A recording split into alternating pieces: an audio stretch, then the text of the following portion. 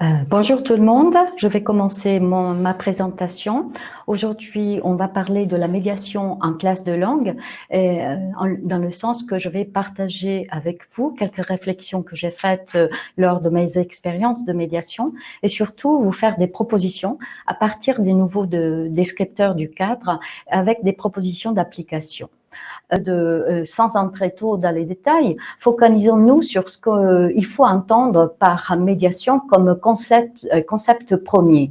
La médiation est toute activité qui réduit un écart, un clivage, un obstacle à l'entente entre deux personnes qui ne parlent pas la même langue ou entre des personnes et des nouveaux concepts, des nouvelles idées, des nouveaux pensées grâce au langage.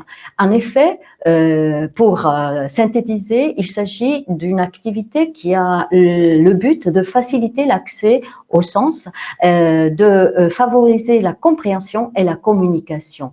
Dans le nouveau volume complémentaire, on distingue trois grands domaines de la médiation: médier un texte, médier des concepts, médier la communication.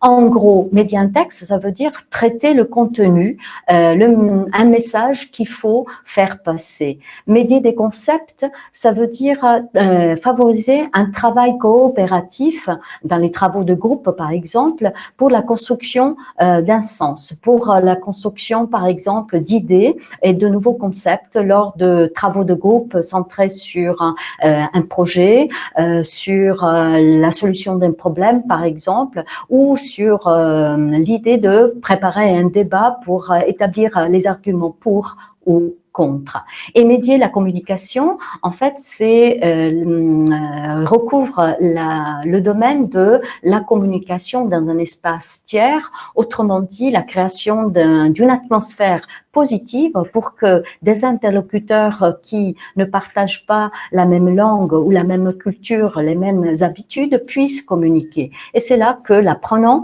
joue le rôle d'intermédiaire, justement, de médiateur de la communication.